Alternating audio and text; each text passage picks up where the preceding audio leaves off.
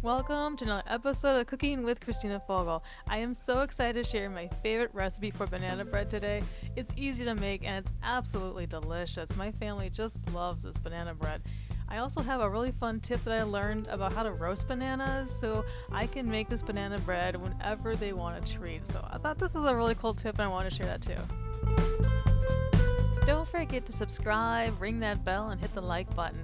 If you are enjoying this channel and would like to support us, I have an Etsy store and there's a link down below. All these recipes can be found on our website. It's ChristinaFogal.com.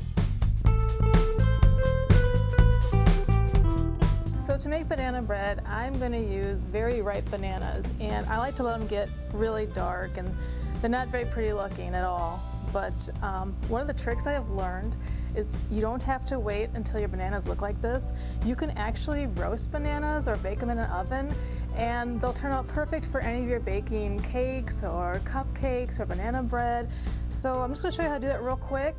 I've got the oven set to 300, and I'm going to take some pretty green bananas. They're not too dark yet. And I need about a cup of mashed bananas, so usually between like 3 bananas. And I put them on parchment-lined baking tray. And the only reason I recommend parchment is because the bananas will sometimes kind of leak or ooze a little bit, and it's just easier for cleanup, but it's not necessary to have parchment. It just makes it easier. So I'm going to put them in the oven and bake these for, I'd say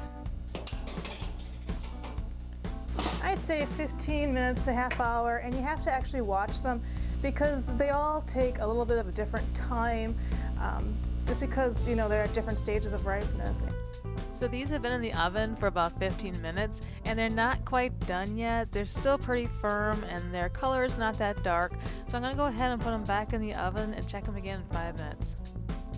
Alright, these look perfect. The color is a nice dark black and they're soft and squishy. In fact, this one started to ooze a little bit, so I'm going to put them off to the side and let them cool before I use them. Another thing that I really like to do is to help speed along the cooling process. I'll just take the bananas from the oven and put them right into the refrigerator, and that way they cool a lot faster.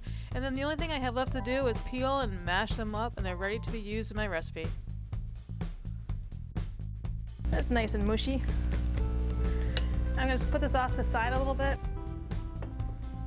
And then in a clean bowl, I'm going to take a half cup of butter that's nice and soft.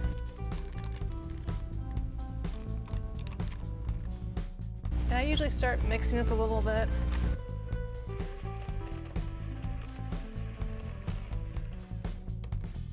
And then I'm going to add 1 cup of sugar. And mix these together. I'm going to keep mixing this until it's nice and light and fluffy, and I'm going to scrape down the sides of a bowl every once in a while just to make sure everything is incorporated. And then once that's mixed really well, I'm going to go ahead and add 2 eggs. I've tried a lot of different banana breads because I love banana breads. It's one of my favorite treats, and over the years I've kind of leaned towards the ones that have buttermilk in them because I like that little bit of sour in with it. And once I discovered this recipe with sour cream, though, that was it. I was hooked. This is my go-to recipe. I have several others I kind of keep, but I never use them. This is the one I always make, and it's the sour cream. It's fantastic. I added 1 teaspoon of baking soda and 1 teaspoon of salt, and I just kind of sprinkle it over the top and mix it in briefly before I add 1.5 cups of flour. And I don't usually sift my baking soda, salt, and flour mixture for this recipe. The only time I'd probably sift it is if my baking soda is a little bit older, and then I'd probably be a little worried that it might be clumpy, so then I would do that. But usually I just like to toss this recipe together. I'm just using regular all-purpose flour. I'm not using a bread flour or anything special, which is another reason I absolutely love this recipe because it's ingredients I usually have on hand.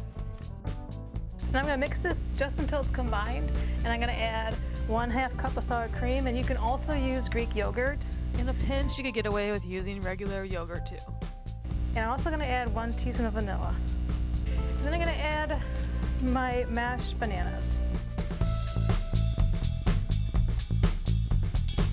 This is a little bit more than a cup, but it doesn't make that big of a difference. And now that I'm thinking about it, I don't think I've ever actually measured out the bananas. I just kind of use the 1 cup as a guideline, just kind of an estimate. In fact, if I have a little bit more mashed bananas, a little bit more flavor, I love it. I'm good with that. And I just kind of stir this together just until it's mixed in. Coconut is my absolute favorite addition to banana bread, and I just roughly chop it up for no other reason than the fact that otherwise the pieces are kind of long and they stick out funny when you slice the banana bread. But I love the coconut, just that little bit of extra sweetness with the sour cream. It just makes this bread so tender and so moist and just absolutely irresistible.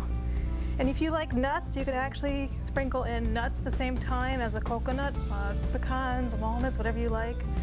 And just kind of quickly stir it in and not have to overwork it. And I'm going to spray, I think this is a 9x5 pan cooking spray.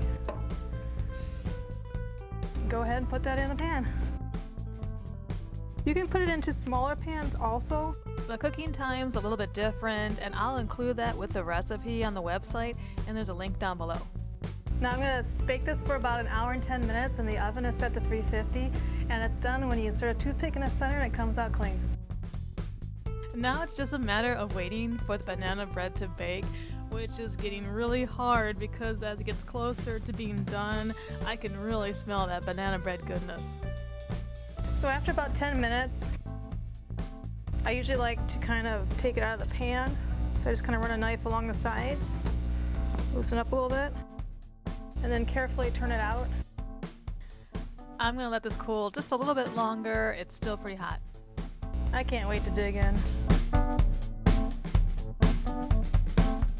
Thank you so much for watching. I hope you enjoyed this video. Please leave me a comment. I'd love to hear from you. And don't forget to subscribe and hit that like button. And if you make this recipe, I'd love to hear how it turned out. So definitely leave me a comment. That'd be cool to hear. The recipes are on the website. It's ChristinaFogal.com.